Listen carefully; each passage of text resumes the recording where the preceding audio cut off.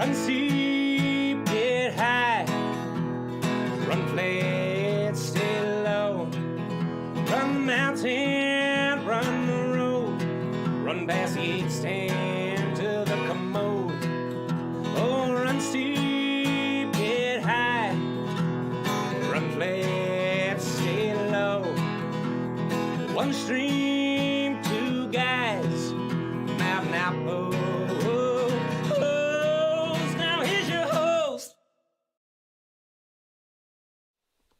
Hey, what's happening, everyone? We're finally back. Welcome to the Mountain Outpost podcast. I am your co-host, Jam Jamil Curry. I'm your boy, Here- Skizzle Fresh. Yeah, Skylar Hall. I'm here. Still alive. Yeah, hotel room today, huh? Don't ask questions. All right, never mind. Undisclosed location. We had a few week hiatus. Hopefully everyone can hear us okay. Let us know real quick in the chat if you are listening to this. Just want to make sure that we are good to go here. But yeah, it's been a few weeks, man. Yeah, it's been a busy time for both of us on several different fronts. But how you doing? What you been up to? What's good, my good? Come on, man. Talk to me. Trying to even think. I think, let's see, where are we at with things? Man, it just feels like it's nonstop roller coaster. I mean, let's see, pretty well recovered from Cocodona at this point.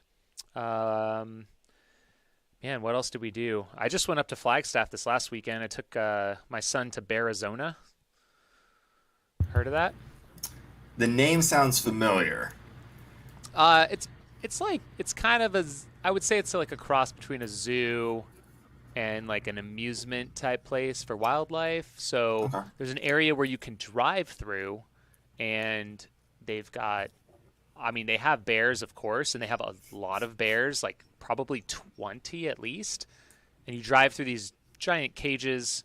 The bears can just they could literally come up to your car, basically. They go right in front of it, behind it. There's like little lakes and ponds.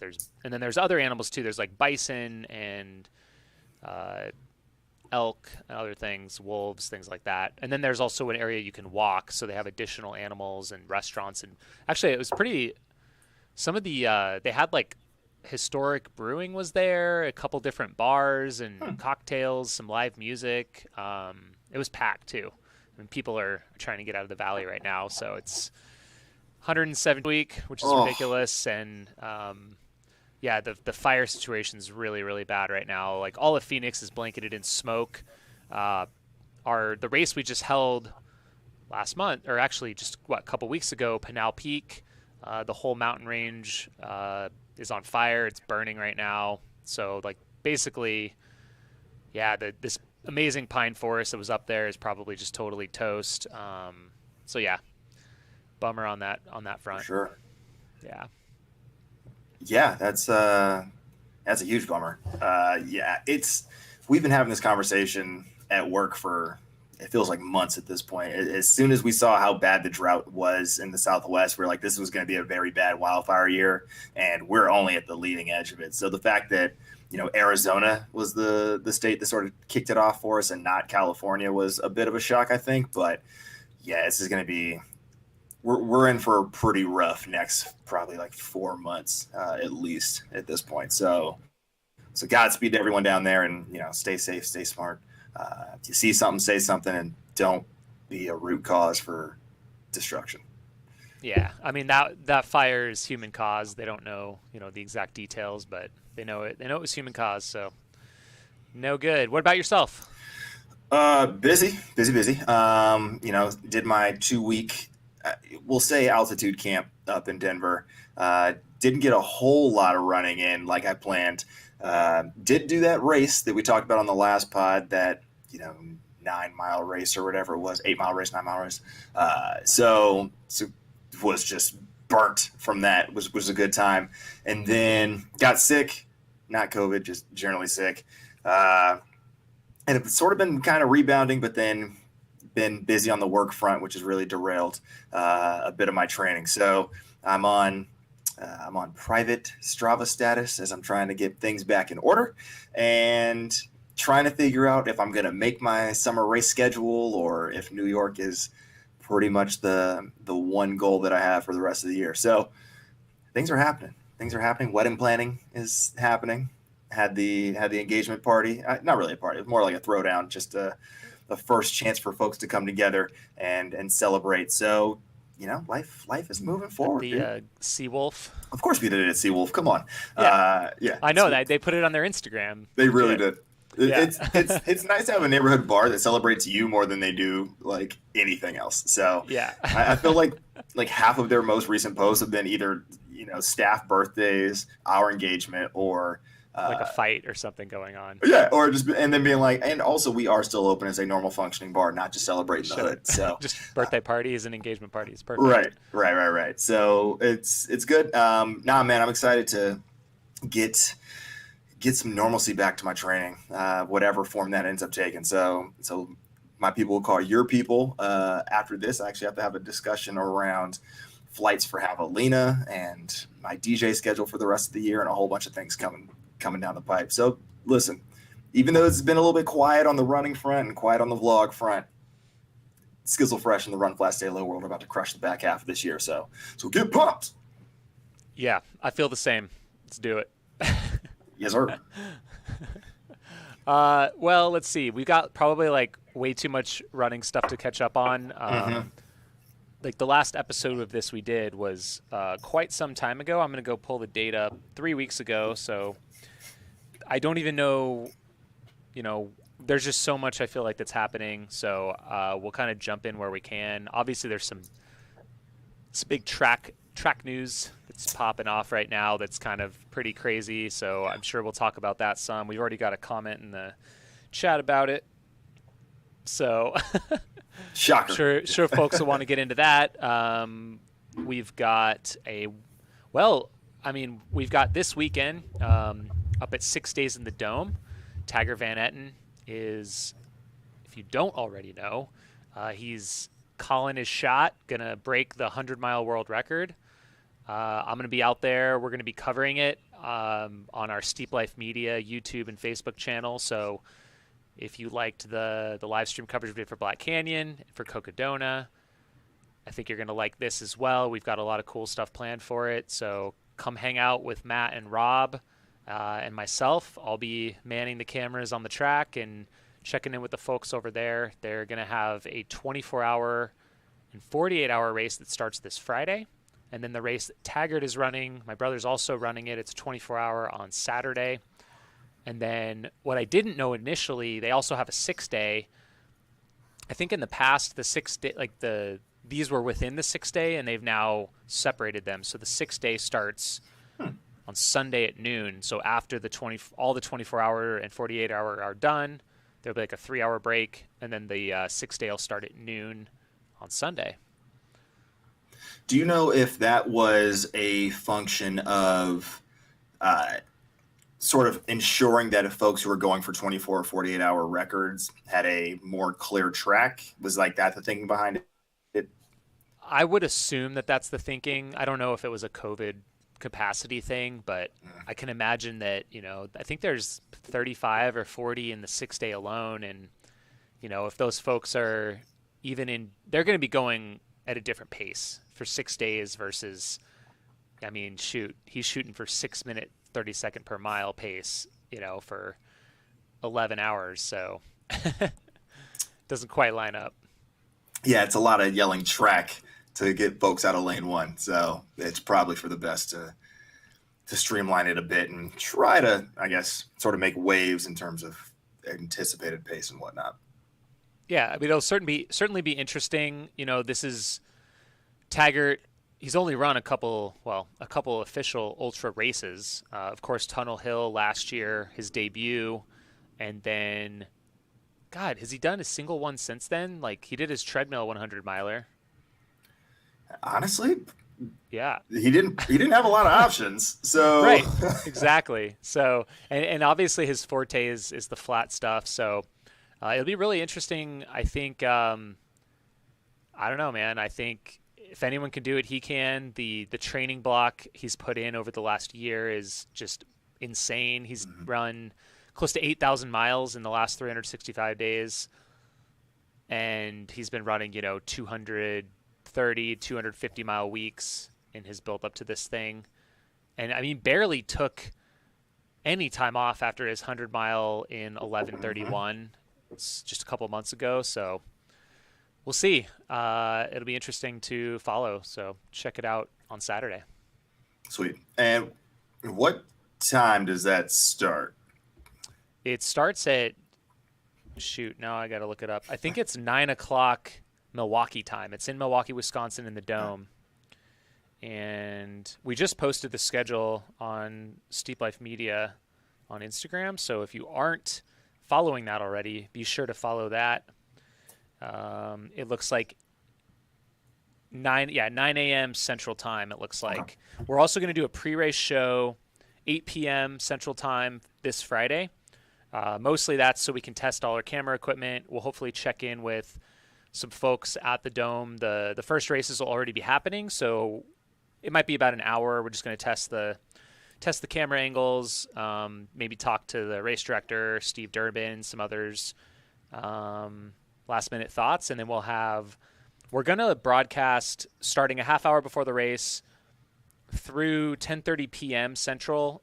And that would give us, 13 and a half hours of the race that we'll broadcast. My brother is going for 100 miles, probably finish right around that time. And then we're going to come back on Sunday for the last hour and a half of the 24-hour and 48-hour on Sunday. So it should be a good amount of coverage. We'll probably go dark for a few hours there, just because we're hoping there's some good action on that 100 miles. So that's that. Sweet. That's the plug on that one. And then of course, right after that, we got Western States the weekend after that. Oh, dude, I completely forgot that was happening. That's how wild the world of running has been right now. It's just like, right, we are literally 10 days away from everyone hanging out in the Sierras and getting ready to run downhill for 100 miles. That's nuts. Yep. After last year's hiatus, it's back, and yeah, they're going to be live streaming the race as well, so that'll be exciting to check that out. Good stuff. Sweet. We have a lot of news. We're just gonna popcorn this, I think. Sounds great. I took notes because there were just a lot of race results that I needed to sort of put together in something that made a coherent outline, but we're gonna go back and forth, and I'm sure folks have questions in the chat, and we're gonna have to address some predictions and all sorts of stuff. So yeah, feel free to drop, if you have questions or any commentary on any of this, feel free to drop it in the chat room. We'll definitely pull your comments into the podcast today. Absolutely. But before we jump into the meat of the program, I heard it crack. Sir, what are you sipping on tonight? Oh, something I found in the old Aravaipa fridge here. This is the Papago Desert Sage Orange IPA from Huss Brewing. This is formerly the Hoppy Javelina. Oh. So it has the Aravaipa Running logo on it right there, and it says IPA inspired by the Aravaipa Trail Runners at McDowell Mountain. There you go. That's pretty much it. I like it. I support that wholeheartedly. Random. I saw Wren House at a bar out here I saw it out here in California, and I saw it when I was in Denver, which is wild to me. So this is a really inside baseball topic I just brought up. But Wren House has like one location that's not too far from Camelback High School, where for a few years there, I don't even know if it's still happening, but when I lived in Phoenix, Aravaipa was doing track workouts every Tuesday night at this high school, and then we'd go hang out at Wren House, and it was not much of anything at the time. So the fact that I've now seen it in 2 different states that are not Arizona, I got to shout them out. That's not what I'm drinking tonight because it's not currently in my hotel bar, but I am sipping on Knob Creek. Oh. Went straight for it because that's where I'm at in the world. I have to watch my figure now? I don't know. Yeah. Yeah. Also haven't eaten. Well, I know you said you were going to get a drink, and I was like, oh, I didn't expect it to be that, but nice. Well, you only have so many options. There are a number of local bars that I could go to in this location, but not that I could take things and come back to the pod for. So I was stuck with whatever's at the hotel bar, and alas, here we are. So Makes sense. so it feels good. So cheers, sir. Good to be back. Cheers, cheers. Clink. And to anyone else out there viewing or listening in. What do you want to cover first? So it's a good question. I feel like from a news perspective, I think we're gonna get away from our typical let's do run flat and then run steep stuff. I think we're just gonna have to blend them all together at this point because we have 3 weeks worth of stuff to catch up on. Why not? Why not? First things first, I think we have to acknowledge the what is now probably out of the running culture mindset, but things keep happening about this race. The race in China with the 21 runners, participants who unfortunately died during the event as a result of weather-related / lack of preparation ? Issues that occurred at that race. This is probably something you've had your eyes on a bit more closely as a race director and as somebody who's familiar with folks who are in the race and have raced yourself over in China. And then the addendum to that story is that one of the people who was under investigation, correct me if I'm wrong, because it could have been somebody who was leading the investigation, also had an untimely passing within the last 3 weeks as well. Yeah, like actually. Whoa, what? I didn't hear about that. Yeah, so there's a whole element where I think it was one of the people who was being investigated or a member of the party of the locality. I didn't read the entire story because I had other things going on, but basically they committed suicide, unfortunately, during the course of this investigation. So, like they were part of like the organizing group or whatever? I think they were part of the local political body that was where the race was being held. And so it was a whole, obviously the investigation was talking about like permitting and preparation and like, what went into the circumstances that led to these 21 members or these 21 participants of the race passing on course. And one of the folks that was in that larger party apparatus in that permitting, or what we would think stateside as permitting agency, I believe that was their role. And then they committed suicide, I think last week some point. So that's just the tales keep on spinning out of that unfortunate event. And obviously, our thoughts are with all the parties affected because it was much larger than just the families of the victims on course.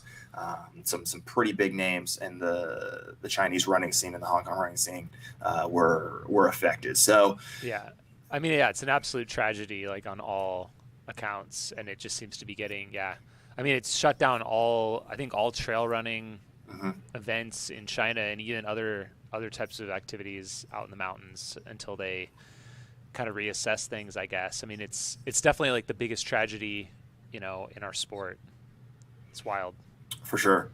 And I mean, you can speak to this more based on like your personal experience, but it kind of seemed like the closest allegory that I could find to what occurred there was sort of the crazy weather changes that we see at a hard rock or something that happens in the Rockies where like you can be going along and all of a sudden like a thunderstorm rolls in or lightning strikes and all of a sudden you're on top of like a 13er or a 14er and things get crazy. Would you say sort of like knowing both races, like is that fair? Is that an appropriate scope? Or how can the lay person sort of understand just like how sideways things got in that race? Yeah, I mean, from the reports I read, I think the severity of the weather was underestimated, like they were not expecting that sort of a storm to hit. And where it did on course, it sounded like it was obviously, I think, remote and pretty technical trail too. So,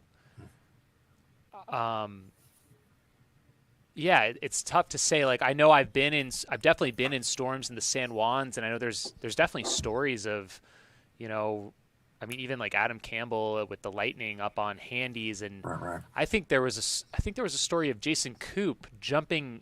like he jumped in someone's tent and waited out a storm or something at one point, and yeah, I mean, properly equipped, with like, all the proper waterproof jackets and layers and gloves and hats and all that kind of stuff. It's like you at least have more time to seek shelter, get down off the mountain, and you can like have your wits about you and your muscles are functioning. This sounded like a case of it was mild at the start and it was like a warm day wherever the start was the day before. So no one's really thinking about the fact that, hey, I'm going to be like several thousand feet up in the mountains on these wild, I don't even know what the trails are like out there, but I can imagine how if you got up in there and there's hail and wind so strong, it's like blowing you off the trail that it can become disorienting. Maybe course markers are flying off and, you're just in a t-shirt and yeah, you have a space blanket with you because it was required, but you don't even have a jacket. And you can imagine like that, just being pelted with that and I think a lot of times, especially the front of the pack, which it seems like that's who was affected by this specifically. A lot of the other runners hadn't made it up that far, so turned back or did seek shelter in like some sort of someone who was like had a house or a cabin or a hut up there or something. They thought, well, as long as I'm running fast enough, like I can keep my core temperature up, and that just it isn't always the case out there. It's it's so sad to think about. But yeah, I mean, I think I don't know, like it's definitely a reminder, I think, to all of us, despite the fact that there's an event set up, it doesn't mitigate all of the risk that we all take out there. And, ultimately, you need to be prepared. It's like the scout motto, whatever, be prepared, but it's a real thing. I mean, when I was growing up, those are the things I learned. I was taught in like the scouting program is like, there's wilderness survival and there's layering and all this kind of stuff. But yeah, I mean, a lot of those guys were experienced mountain runners. So you think they've been in situations before. It was a perfect storm of a lot of different factors that led to this thing. I don't know. And I don't know all the details, of like the organization, what they're like. I do know that it does sound like there's like a proliferation of events in China, especially, and a lot of the organizing goes to like the local government maybe. And I don't know, those people probably aren't out. I don't know if those are the ultramarathon trail runners. Like they may not do that. They may just want to host it. They may not know. They may not have the guidance and the experience to know what to do there. So,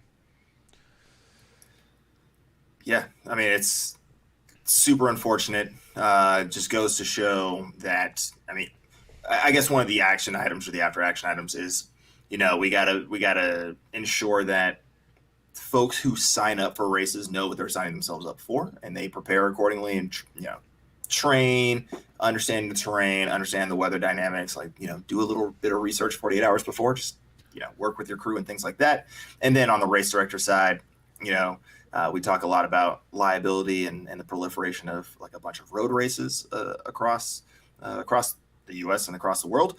But, not all groups are made the same. So it's a function of making sure that folks who are putting on races know exactly what they should be doing.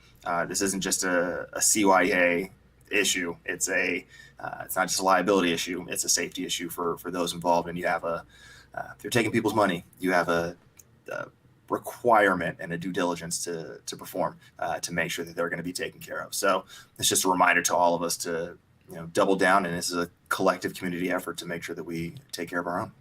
Yeah, I mean, I think there's an element of like education about this, of like we should be having these discussions. We should be talking about, what type of gear should you be taking for some of these events, or, what risk factors should you be looking at, and what are some ways to mitigate that risk, and from the organizer's perspective, what is your risk management plan? What does your medical team look like? What is your contingency plans for different scenarios? And yeah, I mean, we're definitely taking another look at all of our things. And I think it's definitely a discussion for, for all of us who organize events around the world. We want to have safe events, and we want to have good experiences and protect people when things go wrong out there. So, yeah. Comes with the territory. It's on all of us to carry the mission forward. So we'll do what we got to do. So, all right, that was the bummer topic that we definitely had to wrap on. So let's spin into more positive things that have occurred in the running space. We had a USATF 50K championships that occurred. Got to shout them out. We have another one coming up this week as well, if I remember correctly. I think we have the road 100 coming up this weekend. What's up in the ultra world? I'm just gonna pull up the schedule. Dude, I'm a little bit out of the loop, to be honest. But there's a road. I don't know if there's one this weekend. The 50K comp set was this last weekend. Okay. And yeah, Preston Johnson won that, fellow Solomon athlete, ran a 2:53, and then Randy Burnett, not familiar with her, but she's a 2:43 marathoner, Olympic trials qualifier. She won that one for the women. Pretty close race on the women's side, 4 minutes, and I think it was closer on the men's. Yeah, 38 seconds separated the two athletes there. Let me see if there's what's coming up this weekend. Well, the big thing for USATF perspective is the Olympic trials on the track, obviously. You know what? I might have just conflated my schedule and my calendar because days are irrelevant at this point. I'm from the ultra scene, but yeah, cool. I mean, it sounds like, just from the social media post that I saw about the 50K road champs is very fast, very fun, very stupid to watch as a spectator. That was kind of my takeaway. What do you mean stupid to watch? Just like it was insane how competitive it was. Oh, I mean, you mentioned how close it was, and when you're talking about a second per mile separating champions, that's you think that in a 1 mile, 2 mile, 5K, and you're just like, okay, like that seems reasonable. But when you think of how close that actually is, and over the course of a full 50K, it's bananas, especially on the roads. So yeah, I mean, it's nice to see some competition at the road scene because I feel like sometimes that's lacking. It would have been cool to do. I feel like that's an event. I think it was a multiple lap event. Like that seems like one that deserves a live stream in the future. Like we should be tuning into that. Absolutely, it'd be awesome to watch. So we'll see. Volunteering my services. Nancy, you in the chat? Let's go. Nancy, let's do it. We also had some big results on the track. We were gone for so long, we just missed all of the NCAA championships. So I got to come back and talk about that. I had a lot of DMs and folks in our Discord chatting about just what was happening on the college scene. So the way that I want to bracket this is we did have some unexpected did not starts in prelims, mostly from Northern Arizona. Had a few folks who had the injury bug, including the fourth place finisher from cross country and the upstart freshman Nico Young. So folks were already like, oh, this wild 5K that we were anticipating on the men's side might not come to fruition. Oh, it did. Things were phenomenal to watch. And shout out to both ESPN and the NCAA. We don't give the NCAA a lot of credit for most things because for most things they're pretty garbage, but they live streamed all 4 days, including field events, had their own dedicated live streams on ESPN3, so you could watch that online to your heart's content.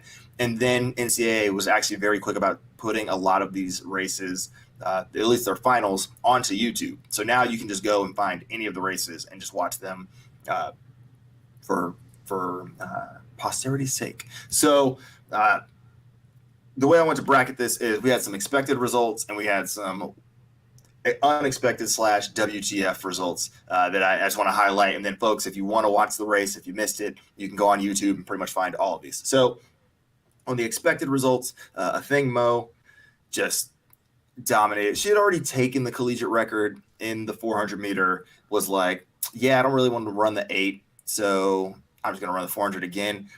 Wins in 49.57, lowering her collegiate record even further. Ellie Hines in the 5K won in 15.28. That was from NC State. We kind of had an idea of like a few women who would be in contention for that, but did not surprise for her to come out on top. Javon Harrison from LSU won both the men's high jump and the long jump. He's competing in both at the Olympic trials as well, so it'll be interesting to see if he overperforms in one, if he does equally well, and if he qualifies for both teams. And then you have Isaiah Jewett at 800 meters, ran 1:44.68 for the win. So if you followed the 800 meters pretty closely this year, you had a hunch that he could pop one off. But, it's good to see him finally get one, finally get a big W. And then I put this in the expected column. We knew that men's 1500 was going to be a race of collegiate record holder Jared Naguse from Notre Dame and Cole Hocker, the indoor champion and upstart freshman from Oregon in that 1500. That's exactly what it came down to. The race was nuts over the last 150, basically. Everything came down to that final kick. Cole Hocker ends up winning 3:35.35. Jared Naguse is second, 3:35.60. And the thing that I was not expecting, like I expected it to come down to those two. I expected it to be a kicker's race. They still both ran crazy fast times. They're basically I think they're still top 6 times in the U.S. overall, like regardless of collegiate or pro this year. But if you actually watch the video, Jared's face when he finishes, he's just kind of like, okay.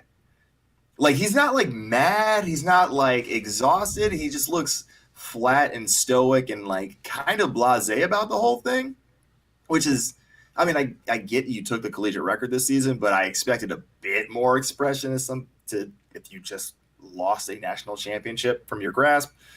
Maybe in his mind, he's already thinking about the Olympic trials and like, hey, if I beat him at the Olympic trials, I probably make the team. So he's like, I'll get my revenge soon. But just from an optics standpoint, it struck me as a little bit weird. So that was my like expected bucket. Unexpected races were many more plentiful. So you had, let's talk about the guys first because they competed first in the schedule. Joseph Fanbelay from Florida walked down Terrence Laird in the 200.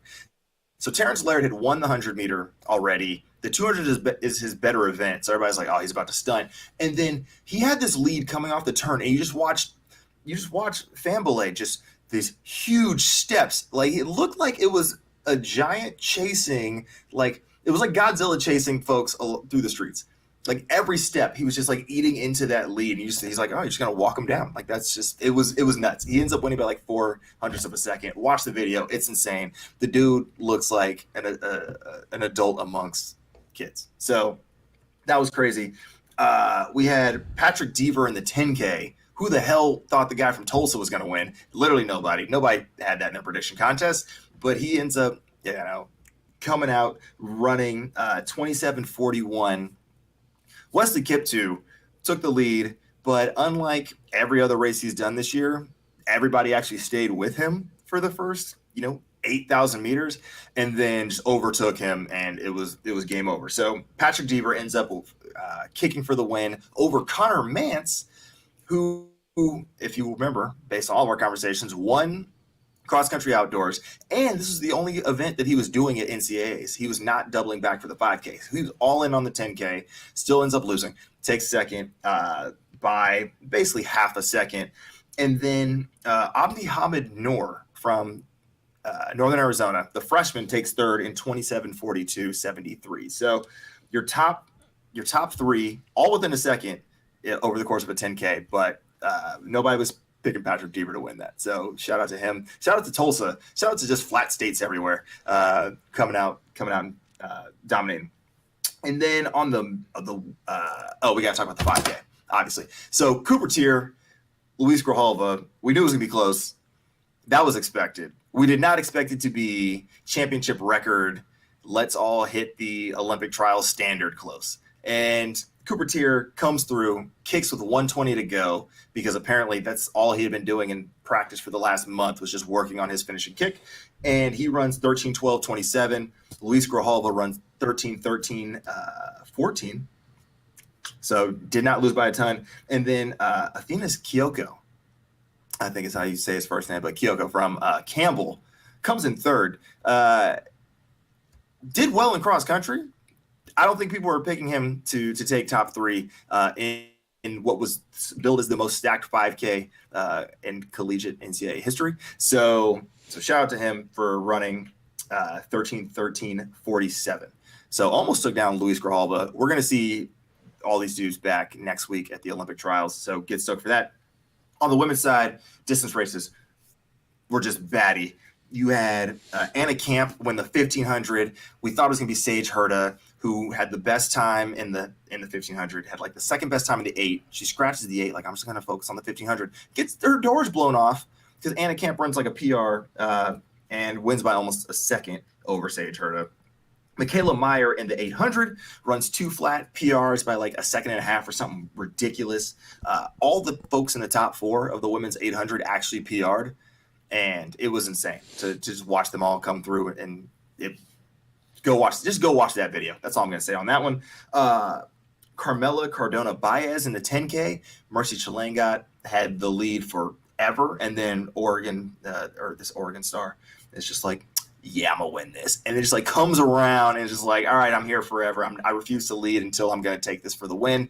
And so she wins by 6 seconds over Mercy Chalangat, runs a 32:16. I think she legally or by nationality runs for Spain, so it'll be interesting to sort of track that career, because Spain not known for crazy depth in the distance event. So I'm sure we'll be seeing her representing the country for a while.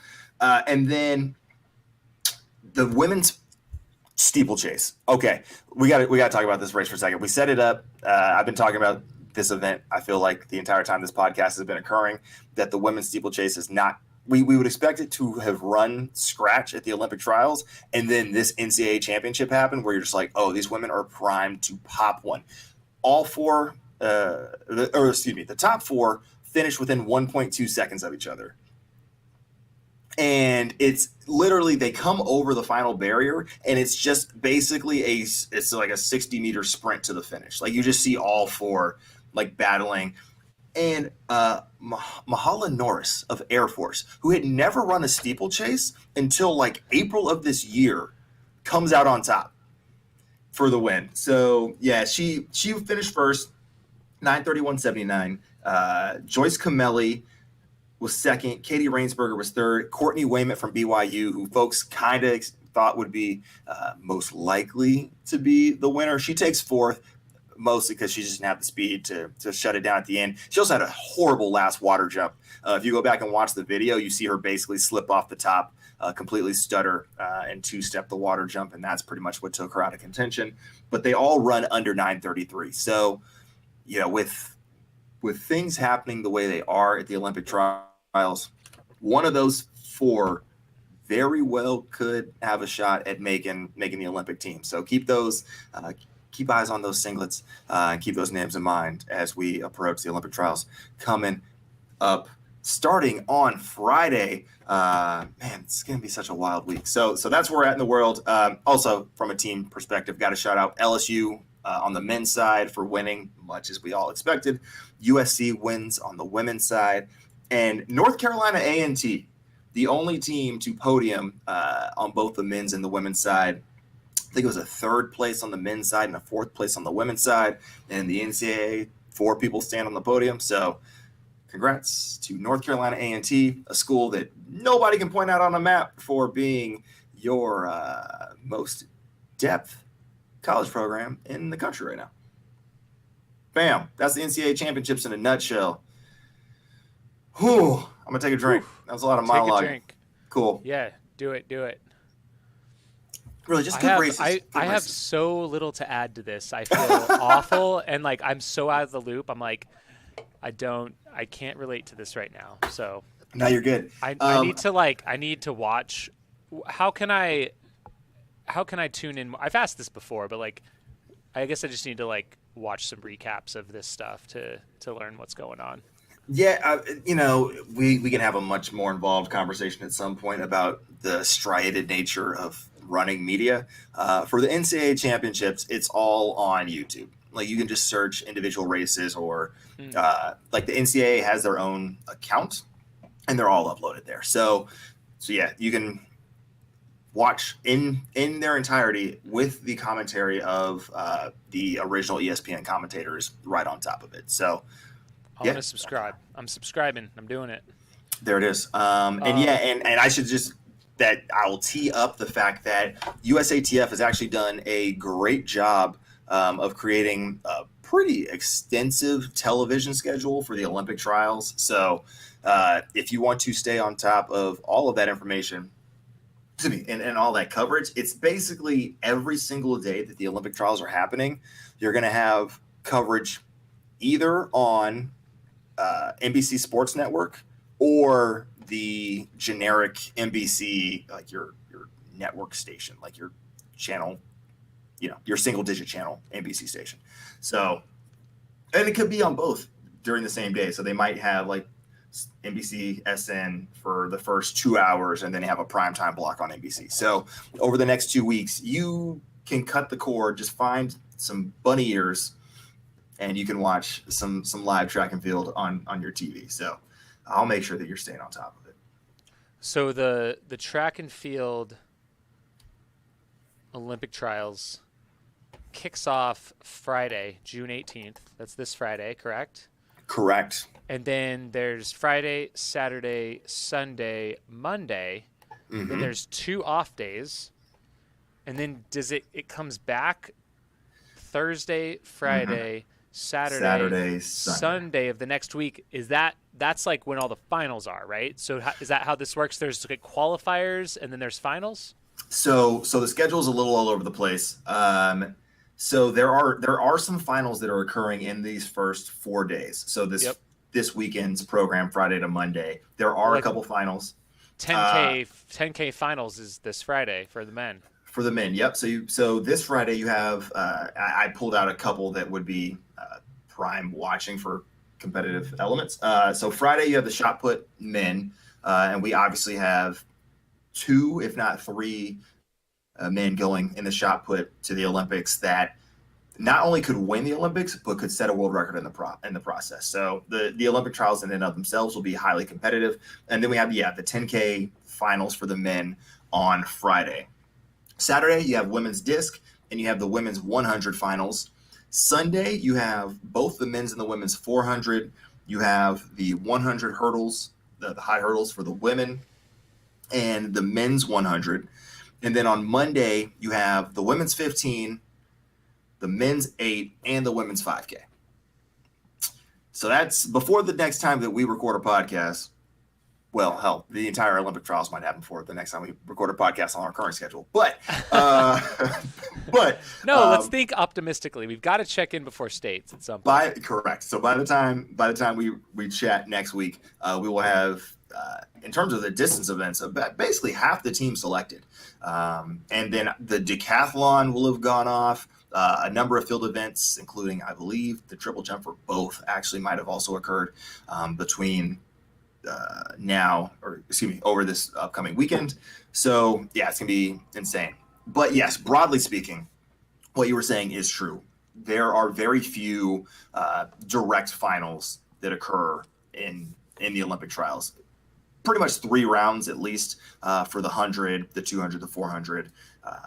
That might actually be true for the 800 as well. So you're gonna see some heats. Some of that might be covered on that television schedule, but I think a lot of what they're going to be focusing on is going to be those finals in the field events, mostly for this weekend, as well as those distance events. And then next weekend is going to be mayhem, because you're going to then have the 200, the women's 10K, the men's 5K, both steeplechases, like all very competitive events.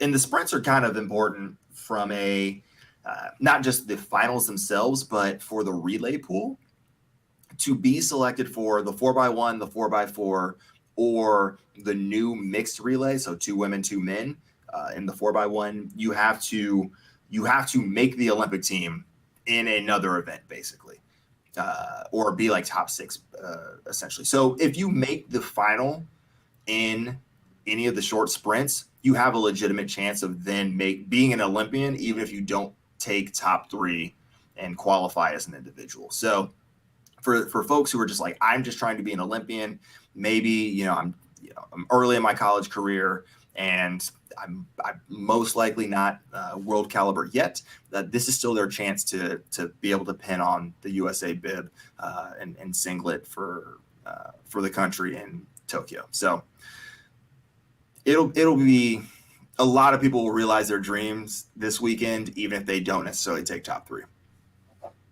Cool. We'll have to talk about it next week. Oh, we'll do an update of this weekend and then get ready for the weekend ahead. But I will say, since we're already on the topic of the Olympic trials, there were some notable scratches or changes to people's individual programs. So I think the big one on the men's side is Evan Jaeger, the American record holder in the 3K steeplechase, out, gone, not running. We've seen him compete technically once. He essentially just rabbited I believe it was the sound running race down in Southern California, and has not put up a full steeplechase all season.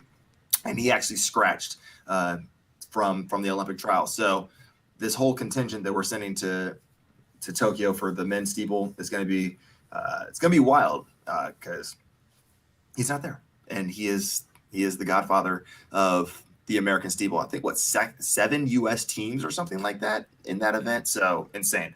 Galen Rupp not running the 10K, which makes perfect sense. He has nothing to gain. Paul Chalimo not running the 10K.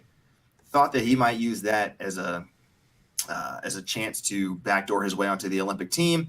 So, especially with the distance between the 10K and the 5K, a lot, like, people can definitely come back. On the college scene, they do it on a 2-day turnaround. This is like 6. And so the fact that Paul Chalimo's not even attempting the 10K will be interesting. Abasa is also not running the 10K. Cindy McLaughlin, even though she pretty much only run the 100 high hurdles, is not in that event at the Olympic trials. She's back to her bread and butter 400-meter intermediates. Wayne Kaladi, question mark. She is not listed as approved. She's not listed as accepted. She's not listed as scratched on the official entries. A lot of that comes down to her citizenship.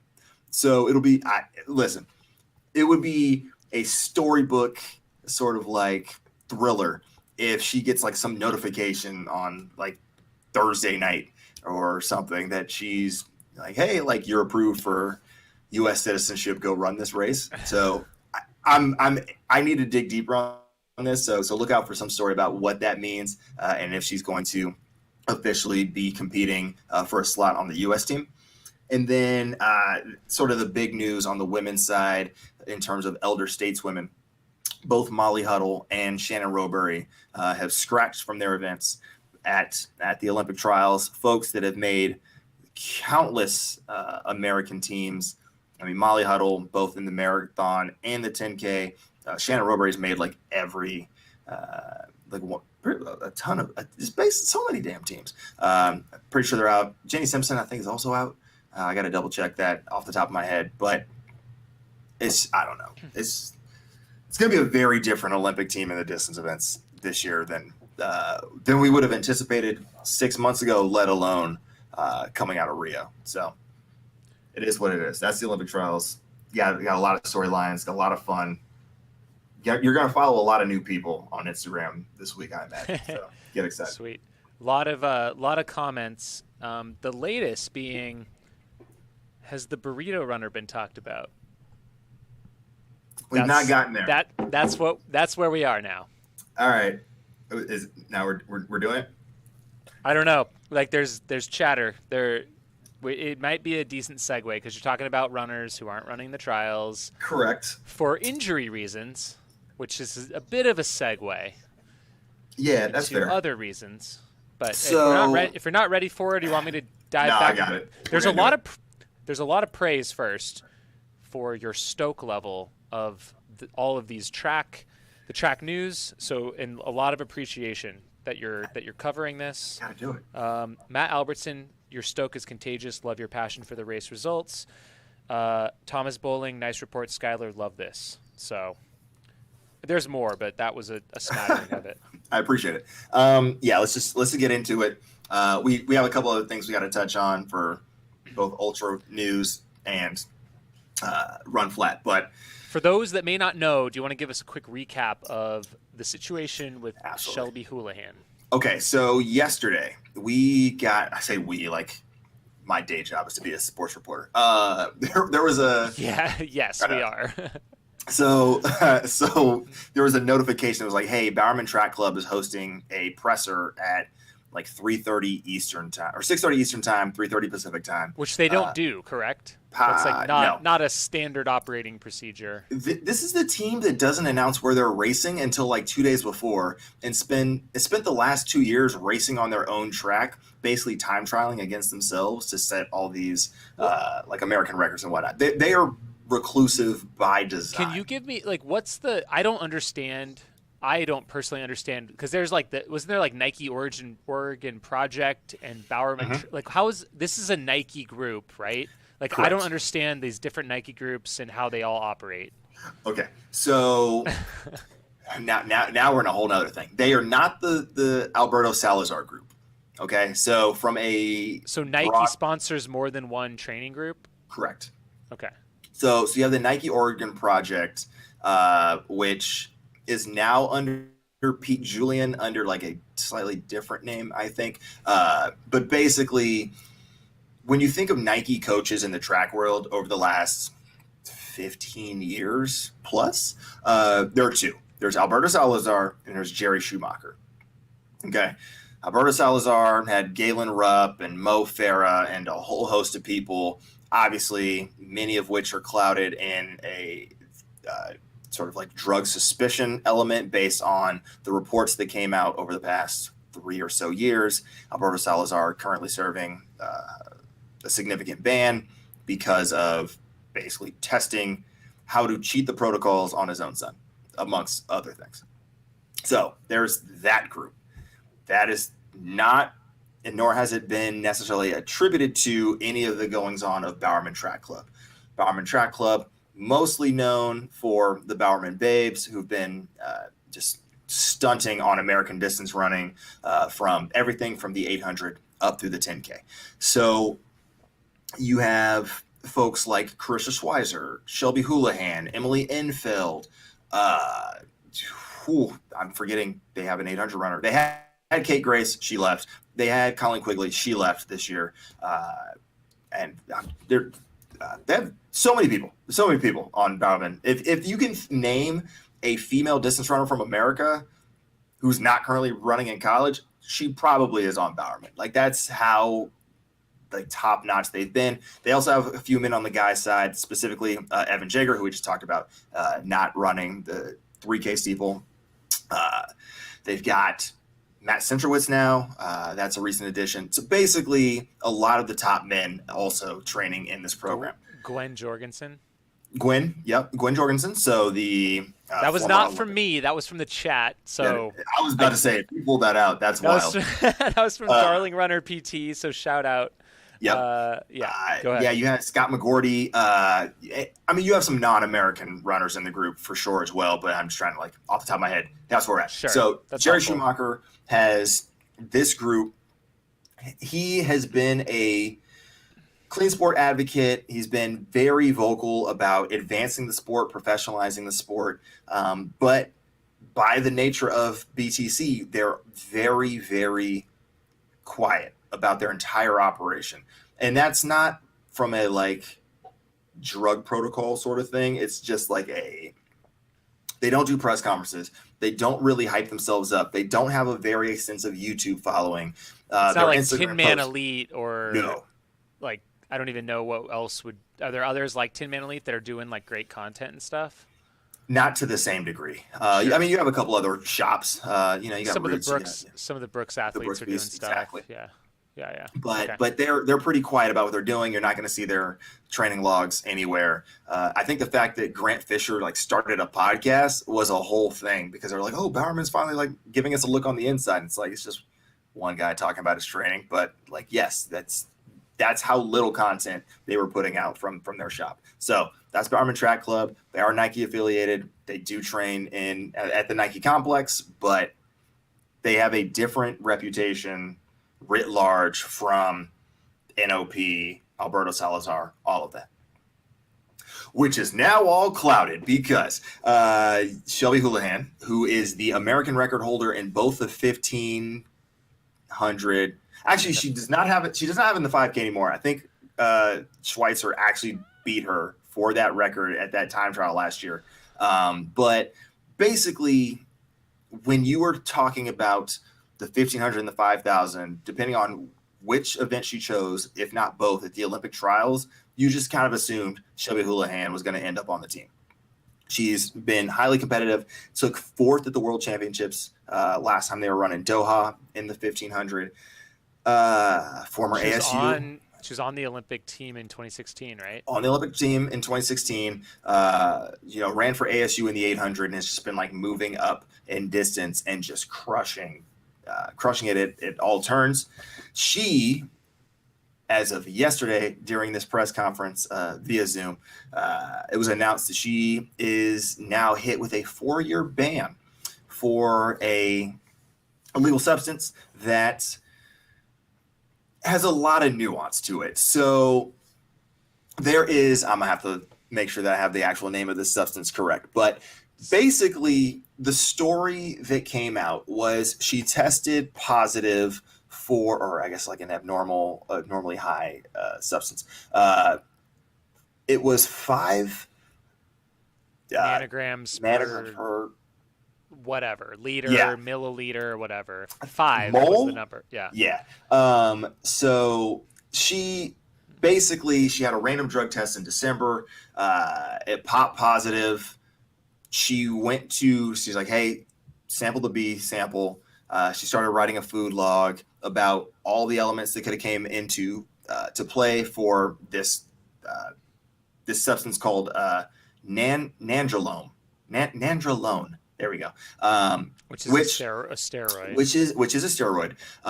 She's like, all right, I'm gonna work on this food log. Y'all test the B sample because that's what happens. They get your urine, put it in 2 vials, test the A sample. If it comes back abnormal or inconclusive, they'll test the B sample and then take matters from there. I should mention before we go any further that this was a WADA drug protocol and not a USADA drug protocol. So it's World Anti-Doping, not U.S. Anti-Doping. That comes into play later. Okay. And that's why it fell under that. Anyways, we can get to that. But there was like some organization I had never heard of before this. So we'll get to that, I'm sure. Absolutely. So in a nutshell, it tests positive. They test the B sample. The same lab that tested the A sample tested the B sample. There was no second opinion or no second lab that came into play. They again validated this tested positive for the steroid. Okay, so because it was a WADA issue, there's a whole long prospect of like, hey, like we'll give you the trial, but it's going to take, an unknown period of time. Because the Olympic trials were coming up, she was notified in January. So that's when the clock started. She was given an automatic provisional suspension, which explains why we had not seen her racing. She'd be on the start list, and then all of a sudden, like, oh, she's not going to run last minute because theoretically they would have lifted the suspension. They hadn't, so she wasn't competing. Was that did that raise any suspicions for you or for like anyone else, or it was like it just happens all the time, like no big deal? Well, normally we just assume everyone's just injured right? And so I just kind of assumed like, oh yeah, like 2020 was a weird year. Like people either excelled or backpedaled aggressively. And so she's probably just a little bit injured. Where things kind of got weird in my mind, and we didn't have a show after this, but she was supposed to do a race a few weeks ago, kind of like a last chance race, ended up not competing, but then time trialed on her own. And the results of that time trial were published. So it's like, why wouldn't you just compete in the 1500 with everyone else? But then again, it's Bowerman. So like, this is the sort of weird stuff that they do on a regular basis where it's just like, we'll let you know 3 days beforehand that we're going to be there, or we're only going to race ourselves. So it fell in line with it, but it was like this close to the Olympic trials. Like you probably want to get some race reps in against people who aren't just your teammates, because at the Olympic trials, you're going to be racing people who are not just your teammates. So that one was a little weird, but alas, we kept it moving because that's what we do. Well, a lot of it could be blamed on COVID or who knows what, like this spring, you know? Right. So, so she essentially she's waiting for the trial to happen, Eventually, her lawyer like forces the issue by skipping a couple steps and just says like, we will have one singular hearing from the Court of Arbitration in Sport, which is where, when it comes to WADA, like all of these trials occur at the most basic level. Normally, it's a more involved process. It looks more like what we would in America look to as a traditional court proceeding, full evidence, multiple hearings, experts, things like that. They basically like, yo, we're going to do it in one because the Olympic trials are next week. So we need a result.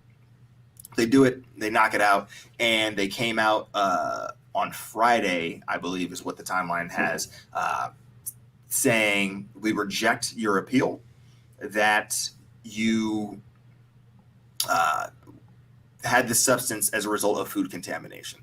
So her whole case hinged on the fact that she went to a, we'll say, quote, authentic Mexican food truck in Beaverton, Oregon, and had gotten a burrito, a carne asada burrito that they mistakenly had also or exclusively put pork or pig offal into.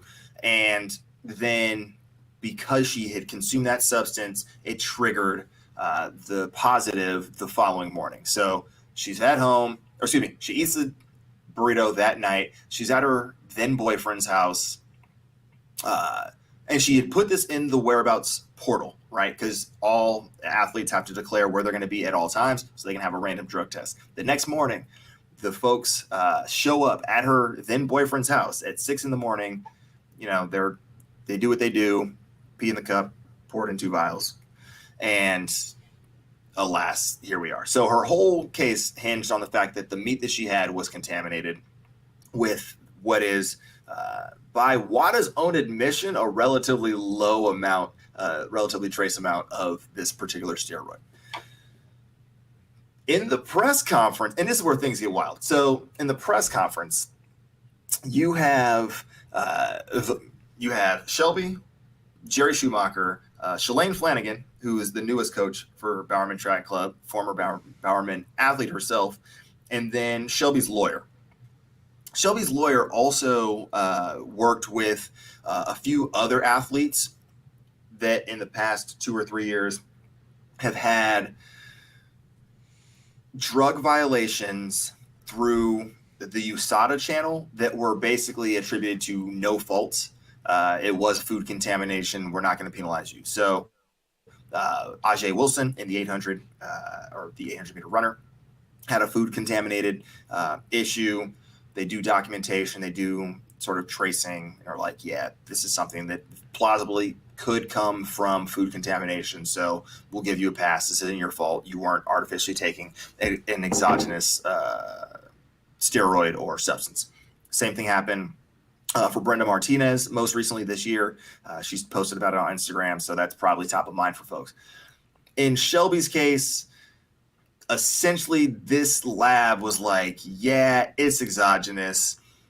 The lawyer said that when they presented the food logs and their own independent studies, including putting Shelby on a polygraph, putting Shelby through a hair sample analysis, as one would do if they were doing an employment drug screening, providing the food log, going to the food truck themselves, getting samples of the food, having folks actually like eat the food and then take the exact same urine sample 10 hours later, the exact timeline that Shelby did it. All of these are within, like, it all tracked with the fact that it could have come from food contamination. By their standards, they also presented a WADA scientific document, as well as a couple things that have been done here in the U.S. Around there are like other factors other than just this steroid, where it's like you have like a delta gravity reading, everything lined up, as the scientific papers would say, with food contamination. So that's where, if it was the U.S. Anti-Doping Association, this case most likely would have ended up going to a further investigation. This information would have all been presented, and then we would see what happens. But based on what we've seen over the last 4 years, probably would have ended up in some sort of like no fault, food contamination, very well plausible, let's just move on situation. But because it's WADA, they don't give a damn.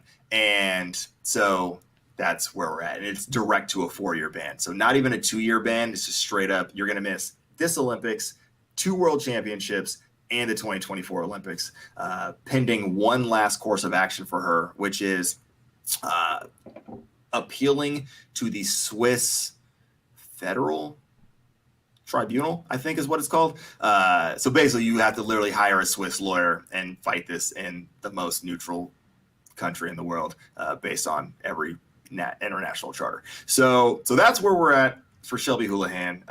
She will not be competing at the Olympic trials. She will not be competing in these Olympics. And the way things are going, she might not be competing again in her professional career, based on how everything plays out. I should also mention, just for like the scientific record, that this steroid is not one that traditionally helps distance runners. It's more of a muscle mass gaining anabolic steroid. So from the few things I've been able to read on it really quickly, there would not have been a huge competitive advantage. So it'll be very interesting to see how, if she proceeds with that final appeal, how that component of the argument is levied, and if it ultimately ends up in her either getting a reduction in sentence or an outright absolution, especially because next year's World Championships are in Eugene. So it's just, there's so many layers here for American distance running. But yeah, it was a wild story to come out. It's only been at this point 27 hours since it dropped. So a lot of new things to come out. And because it was a fast verdict from that court for arbitration in sport, we actually don't have the full ruling yet. So we really only have one side of the story. And over the next few months, we might finally get the full documentation as to what the labs and the independent experts arguing against Shelby presented, and how we would anticipate the court came to their decision. So will that eventually come out most likely, and so that will obviously shed more light on the situation. It's tough to know what to think about all this. Yeah, I mean, and I've seen a few think pieces and like takes on it where, I think it was Mario Fraioli in the Morning Shakeout was like, are we being nicer to Shelby because she's American and like there's that nationalistic component? Is it because, we have some intrinsic desire for her to be innocent? Or, is WADA and the court being harsher because of, this is a chance to put somebody with a big name on a pedestal as a way to sort of ensure that folks aren't doping, and really be like, we can hang our hat on somebody who legitimately had a chance at potentially podiuming, if not winning, at the Olympics this year, and we caught them. And so are they using this as as an opportunity to say like, haha, we got you, and we're gonna run with it. So a lot of different political ways that this can shake out, and possible motivations. There's a whole nother component about how this lab is the same one that had that was it the Jerry and Harrison case a few Wasn't years there ago. there's something with the head of the lab like being implicated and found to be not telling the whole truth or Yeah, implicated in some other case, which is like yeah, casts some shade on this whole thing too. correct. So Jerry and Lawson, that's his last name. He popped positive, and they gave him a 4-year suspension, and he was like, absolutely not. I'm going to fight this tooth and nail, hires lawyers, does a whole thing. Basically, they get like PIs. Come to find out that the lab director at this Canadian lab provided false testimony in the original hearing that led to him getting the 4-year suspension. Like they do this whole like deep dive investigation to find out that like, hey, this person did him wrong. There was no grounds for the findings to come out the way they did based on all of the other markers in play. So this same person was not fired from their job, was not fired from this lab, still at the exact same lab, is the person who processed Shelby's lab results for this and was the one who made the determination for both the A and the B samples that they were inappropriate and should be flagged as positive. Which is a whole nother layer of wildness. That is so much drama. That's incredible. Wow. So, and again, this is USADA, and USADA's come a long way since the like Lance Armstrong days. So, even though the same guy's still running the show, like they've really come around and be like, hey, like American products, health products are not all they're cracked up to be, and tests have gotten a lot more sensitive. So they've done a lot of education and nuance to sort of like try to do deeper investigations and not just assume like, hey, you pop positive and so it's automatically we assumed you're doping. Game over, like no discussion. Correct. So they've made a lot of steps from a national association standpoint on that, even going so far as to work with other federations around our protocols and sort of like, you know, the scientific community is pretty good about having open conversations about the best way to do things. And I'm wholly expecting USADA to come out and say that this probably was not in alignment with how they would have run it themselves, which will be a very fun, interesting political discussion in and of itself, especially in an Olympic year. So, yeah, man, it's nuts. The whole story was crazy. Like I got so many messages as soon as that story popped off. I stopped work for like 4 minutes to be like, hey, like this presser's probably done. What happened? And then like Matt texted me in the Discord, like everything just like popped off. I was like, what is happening? It was insane. So yeah, that's where we're at. I think I saw someone say it's just the whole situation is like a lose-lose scenario where it's like either way, it's really bad. It's like, well, either like this scenario where she was doping and it's like, well, that's devastating. Right. Or like this whole system is broken and that's equally is like she's innocent and it's broken. That's devastating. It's like, yeah, that was one of the, you can't win. Yeah, that was one of the key arguments that like Jerry and everybody at that presser was making is, you know, a system that catches dopers 9 out of 10 times, but the 10th person is an innocent, clean individual. Like it's not a system that is working for athletes or for the sport, which philosophically, like I can understand, you know, it's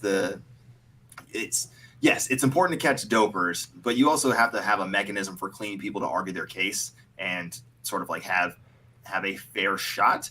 And we just don't know yet if that occurred here, if there was an opportunity for her to like really not just voice the issues. Obviously took the polygraph, took the hair sample.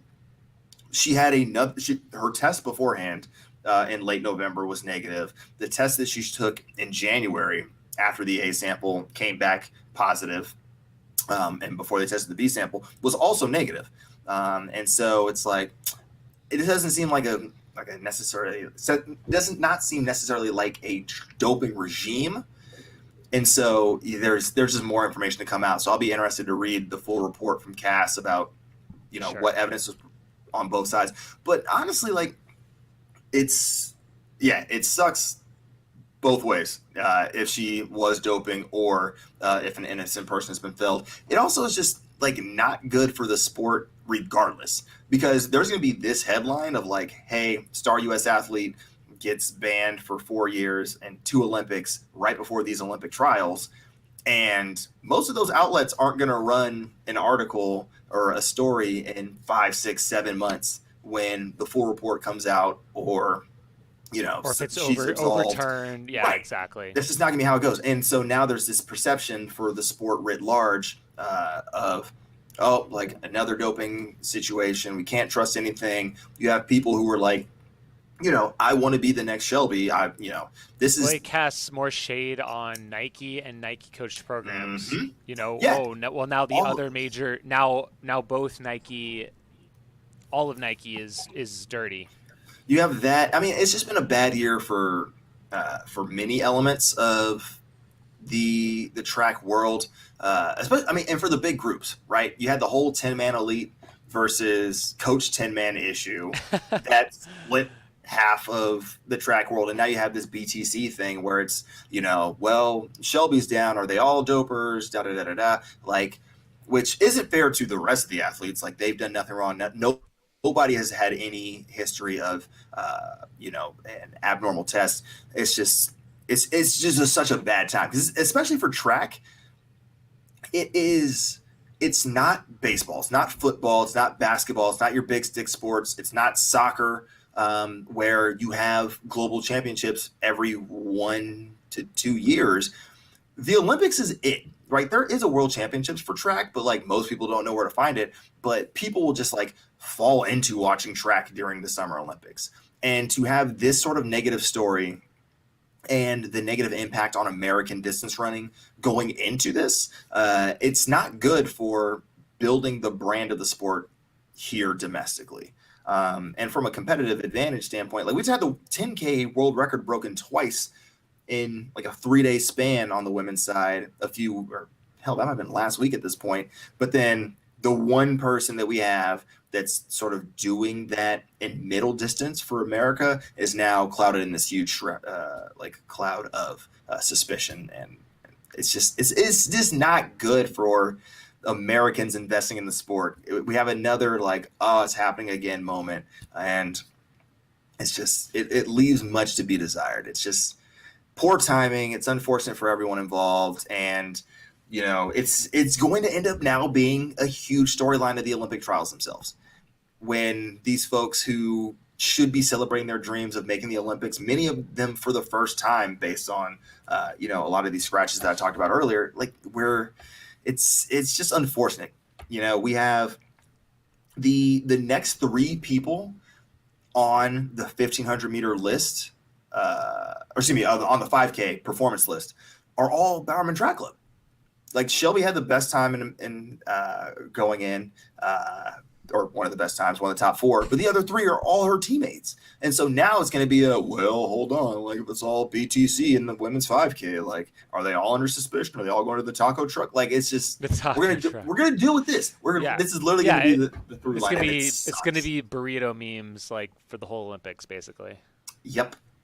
So it's just it's crap. It's just crap for fans of the sport, regardless of how her specific case ends up finishing out. So yeah, well, and yeah, I mean, it's kind of like, yeah, it's kind of a career-ending situation, really. I mean, oh yeah, like, what can you do? I mean, like, what is she gonna do?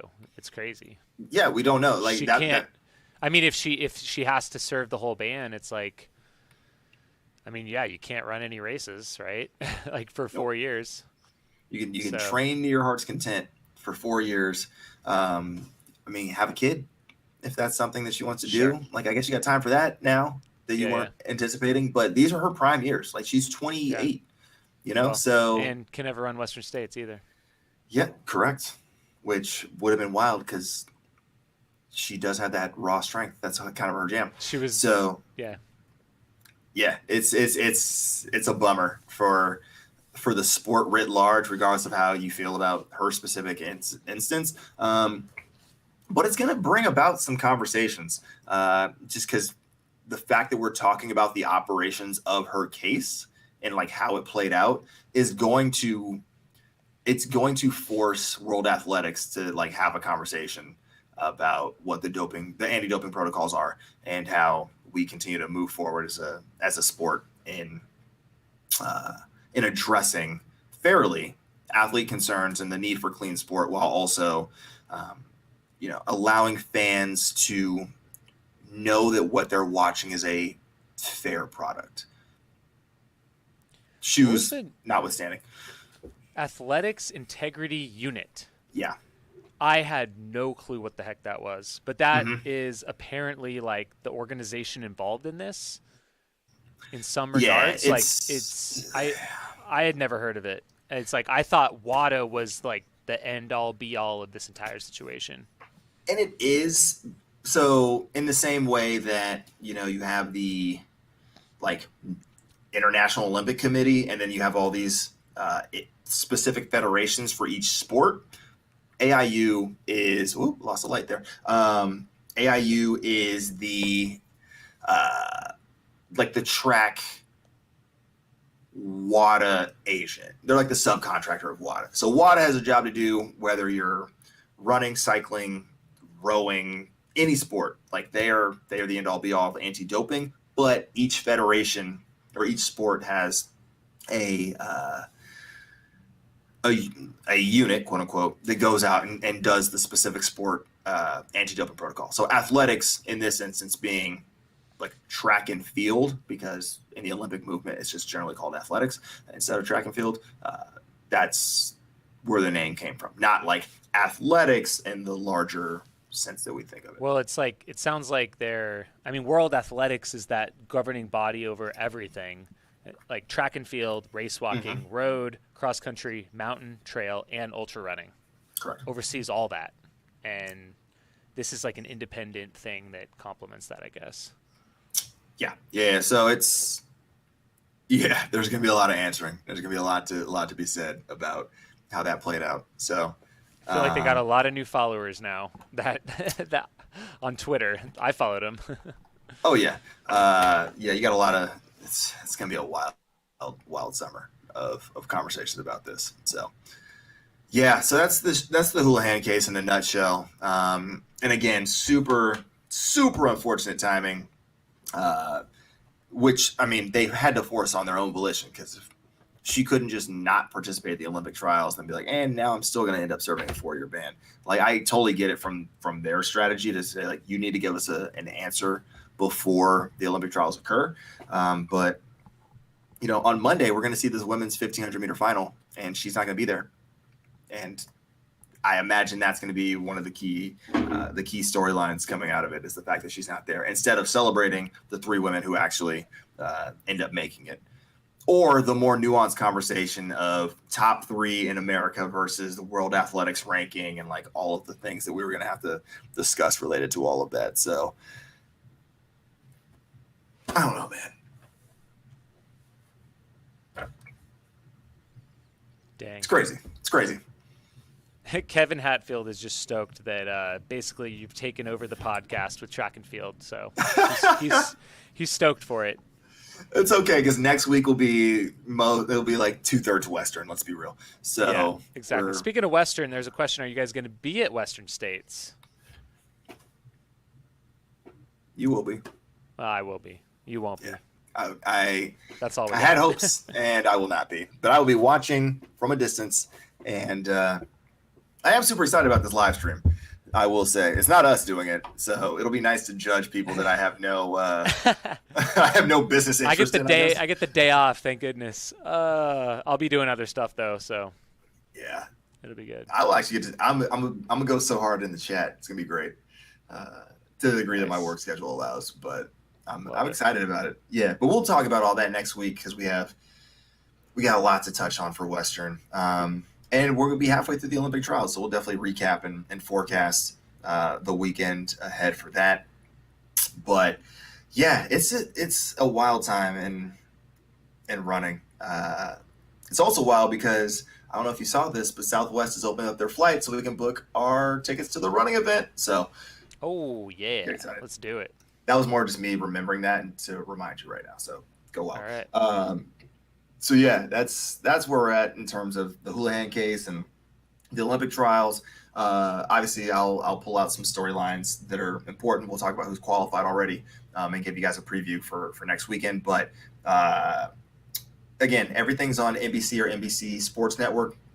And if you want to watch either the live streams or sort of like the primetime recaps that you've come to know and love during the Olympics. So sign up for, some 14-day free pass, steal your in-laws satellite login, whatever you got to do, because it'll be a good time. And then next weekend, you're gonna have track stuff. You're gonna have Western States.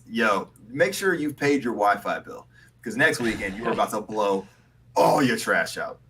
Well, and don't forget to tune in this Saturday to the 100-mile attempt on Steep Life Media. It's gonna be good. This is true.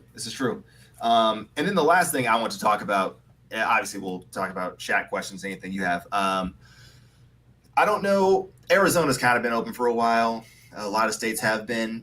California we got rid of the color system for COVID today. So, that means Western states should be full gas at this point, which we knew was going to happen, but super excited. But before that, I think the first major road marathon in America that's going to be back at sort of like what we've known it as status, Grandma's Marathon in Minnesota is happening this weekend. I think they only have 50% capacity on course because obviously they had their registration way back when things were not as rosy from a COVID perspective. They actually brought in a company, I think it's called Start Right, that did modeling for how they needed to break up the wave starts and how many people they could have in a wave and likely paces to mitigate the amount of density on course. I looked at the video. It was actually pretty dope, just from a math and science nerd perspective. So just look up the Start Right Grandma's Marathon perspective. They're we'll reduce the finish line density by 64% from the 2019 race. And I was like, that, I don't know how people do that, but cool. I'm here for it. But other than that, everything else about Grandma's is going to be, as it was in 2019 and before. So full spectator support, full finish line party, everything is going to be back to normal. So I think this is the first major road marathon that we think of in the United States that's here and making it happen. Again, a little bit less on the participant front, but for the community to be able to come out and celebrate as they have historically done incredibly well at Grandma's is going to be super exciting to see. So America, we're back. That's so funny. I'm watching the little animation. It's hilarious. Right. I'm like, bro, we've been doing this since 2020. We had to think about this last year. Where are you at? It's a whole company that paid for it. It's awesome. But I was like, all right, I like it though. Oh my God. If you had that for, Cocodona, you could have allayed the fears of every single city you went through. But I mean, yeah, 170 people in 125 hours. Oh man. Oh man. So that's all I had. What's on your brain? What thoughts and emotions do people have? Not a whole lot. I think this is pretty good for today, but I would love to jump into the chat for a while. Yeah, what are the spectating rules for Western states from Secret MP? It was answered right back. California just opened up, so shouldn't be any restrictions. Let's see. Don't forget to plan a beer get-together at the running event. They say Pint House Pizza, but we should do a meetup there. Yeah. Absolutely. There's no reason not to. We're going to do it. Yeah, it's happening. I still think at some point we also need to do the Goggins challenge together somewhere with a group. All right. I think it'd be fun. I'll get in shape. I will also, because I haven't done anything in a couple weeks. So I don't even know if I remember. I feel like I haven't run in so long. I'm like, do I even remember how? Dude, don't get me started. I went for a I'm run. like, what is it like? I don't know. I'm pretty sure my knees were like, "Hey, we haven't moved in this high motion in quite some time." And it was flat. I wasn't like running uphill or anything. I was just like, "Oh, this is different." So Oh yeah. yeah, we'll get weird.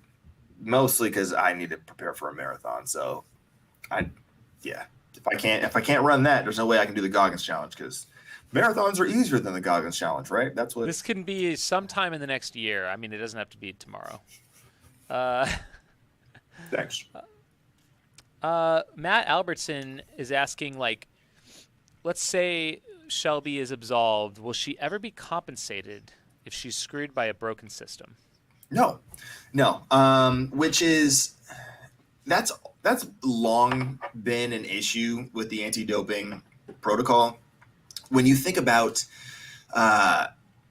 athletes who've been promoted up medals or received medals as a result of people in front of them being flagged for doping violations, they don't get compensated for the sponsorship money that they lost, the bonuses that they lost. They don't get, sponsors don't come running their way all of a sudden because, hey, you now have a silver medal from a world championships 3 years ago because somebody retroactively had their medal revoked. Like none of that comes into play. So yeah, she's not going to be compensated for this. Nobody behind her at any of the other championships.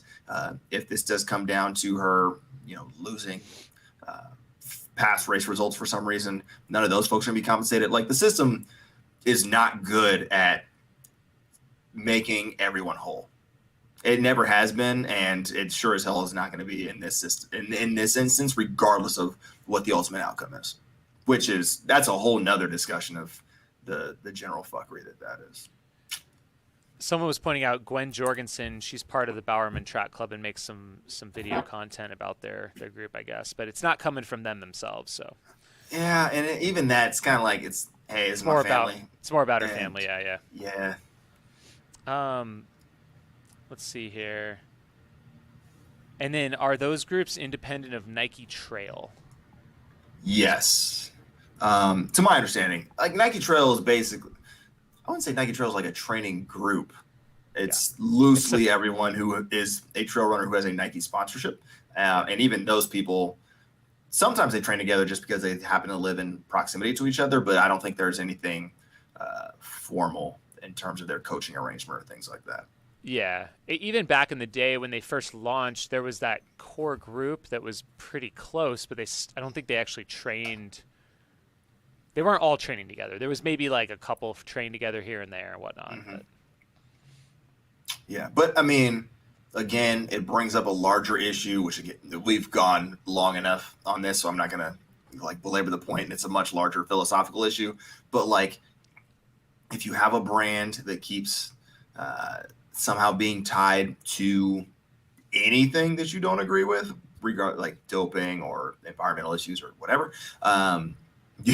like to what degree do we put it on individual athletes versus the sponsor? And like individual athletes, they're trying to get contracts. They don't have a lot of leverage in the situation. So like maybe that for them was the best deal and they don't have a lot of close contact with the brands, yada, yada, yada.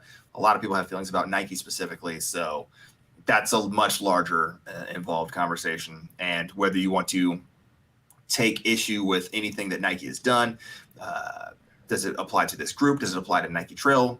Does it, whatever, like that's, you'll have to do some soul searching on that individually. I'm not going to comment on it, but is it worth thinking about for any brand that you support? Sure. Like do it feels good.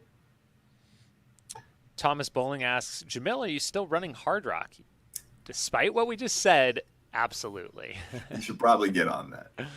Yeah, it'll be an interesting one. We're just gonna get it done. They have a few more restrictions, I think.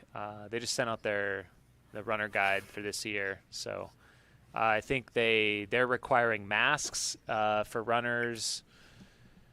Or for crews, like if you're at aid stations and stuff like that, which also for like Kendall Mountain Run and Silverton Alpine Marathon, which is two of our Aravaipa events the weekend before, also still has more protocols than say Arizona right now. Mm-hmm. Let's see. May Gackstetter. I live in Duluth and was around the Grandma's finish line today. It looks like the usual merch tent and finish and music stage are spread out a few blocks away. Charlie Seymour. Question. It's hot outside and running in the heat sucks. Is it okay that I just vent a little bit? Absolutely. Yeah, I think I it's believe fine. Charlie is in Tucson, so I feel you, man. Stay hydrated, man. Kevin Hatfield. Does Nike Trail even really exist anymore? There's like 6 athletes. Yeah. Mm-hmm. Well, we got Tyler Green. Who else do we got? Matt Daniels. Matt Daniels. Okay. You have somebody else from Boulder on the women's side. What am I spacing on her name? Wow. Well, Sally McRae is still Nike. I don't know if she's Nike Trail, but I mean, she's training for Badwater, right? I think that's still probably on the Nike Trail team. yeah, I mean, well, she definitely is associated somehow with Nike. That's for sure. Yeah, I think, yeah. Anyways, I'm totally spacing on folks on the top of my head. Andy- It's definitely a different. Oh, Andy Wacker. No, Andy Wacker is Solomon. What up? Yeah, that sounds right. Ryan Miller. Yeah, that was a recent pickup. That is true. That mustache, you anybody should have paid money to have that mustache on their team.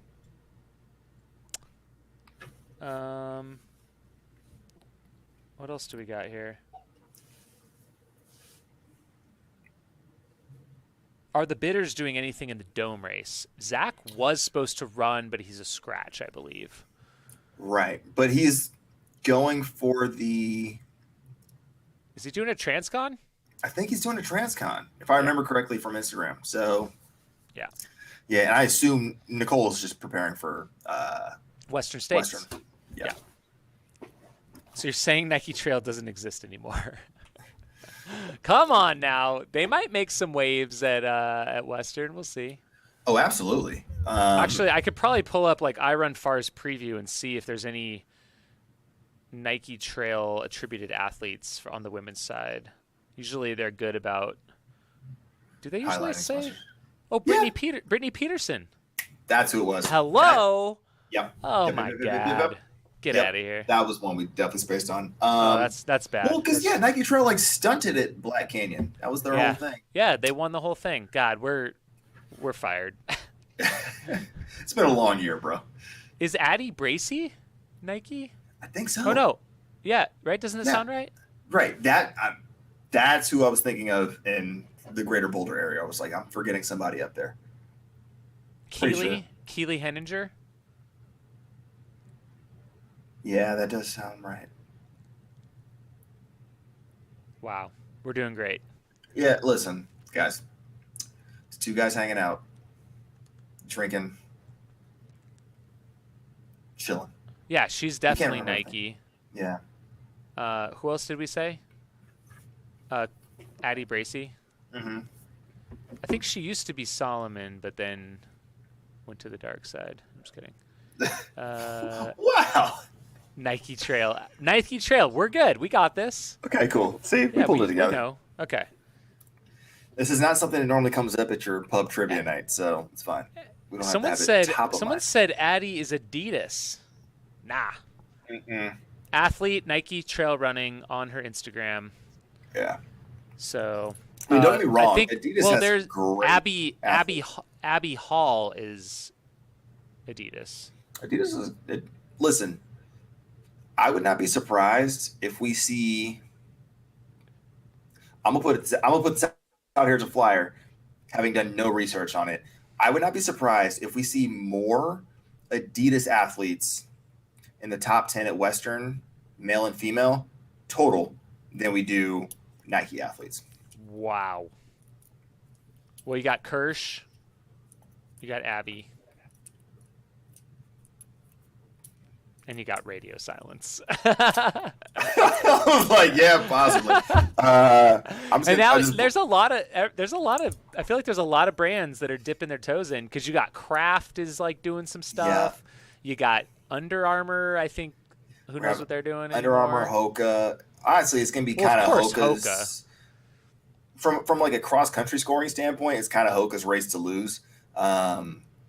because they might also be the only Well, group that gets I mean, 5. Solomon has no depth, but they could win. They could front run. Yeah. So, and they will. Yeah. I don't know. Okay. Wow, you're such a homer, dude. Come on. Come on, I got to support my people. Yeah, no. But Beth's been crushing it, and That's true. the king. I mean, you can't count out the king. Don't worry, we're gonna do a deep dive on people who might have done too much on Strava, and we'll potentially blow up. That'll be a whole section of next week's podcast. So I need to get the iPad ready, and we're gonna do a Strava deep dive. Do you think Jim is gonna like unprivate everything the week of the race? I doubt it. No. Really? Just keep it totally silent. No. He has nothing to gain by doing that. Whereas, he goes in as like a favorite or co-favorite. At that point, what's he going to do? Get somebody to do too long a run on Wednesday because they need to get like one last, toss of hay into the barn. Toss of hay. I don't know what you call that. No, whatever. You get it. You get the analogy. Yeah, I don't think he has much to gain from that. And we've seen some people do some pretty ridiculous things. Western States training weekend, like not even counting that. Before that happened, after that's happened, some tune-up races. Like we've seen some pretty wild performances. So we're gonna have to do a did they blow up too soon? Did they peak too early preview? So, but I don't think Jim will be a part of that. At least not in our preview next week. But we'll leave it as a teaser to see what we discuss next week. Sounds good. Did we discuss if the Monster is getting a new course? That's going to be the last question of the night, I think. Matthew Markowitz. Yeah, there is a new point-to-point Mogollon Monster. It's been sitting with the permitting agency for quite some time. I believe we're finalizing the details. I think it's going to happen. Pretty confident it's going to happen. And it's going to run from east to west, so it will still finish in Pine. Starting at the 260 trailhead, it's going to have, I think, 6 climbs up the rim. And it's going to be a beast. It's going to be a true monster. And I'm signed up already, so there's not a lot of spots left. So if you want to jump in and run the monster with us this year, Hard Rock qualifier, get on it. Because the spots are going quick, and once they're gone, they're gone. So that's my plug on that. It's gonna be a good time. Y'all are James for the run to that. James Kelly, I'll answer a couple more. Will you and Steve be doing any kind of Cocodona debrief video to discuss your thoughts about how things went? Not results, but more nuts and bolts. That's interesting. I don't think we have any plans to do it at this point, but it's not a bad idea. I know we do have a race film that will be coming out later this year. We're actually leaning towards a slow release, meaning we might do a small film tour, which could be pretty cool, I think. Something we've never done before. So that's a little teaser. Sweet. Matt Albertson. The running event. You helped inspire me to start a Couch to 5K program. Graduated to Gateway to 8K this week. 50Ks and 100Ks are just around the corner. Nice. Sick. Good work. Yeah, also, the 8K is one of the most underrated distances. It's like 5 miles of pain. I feel like if you've not raced an 8K, you should give it a shot. You will question all of your life decisions. So shout out for going the 8K route. I think when you're like 800 is enough pain for me. So that's fair. All right. Well, I think that's it. Thank you everyone for tuning in. Thank you, Skylar, for your time tonight. Missed you for sure. Miss you too. My people call your people. All right. We'll see you next week then. Yeah, we got to do the normal. See, this is how rusty we are. Okay, remember, subscribe. The button's down there. Share with your friends.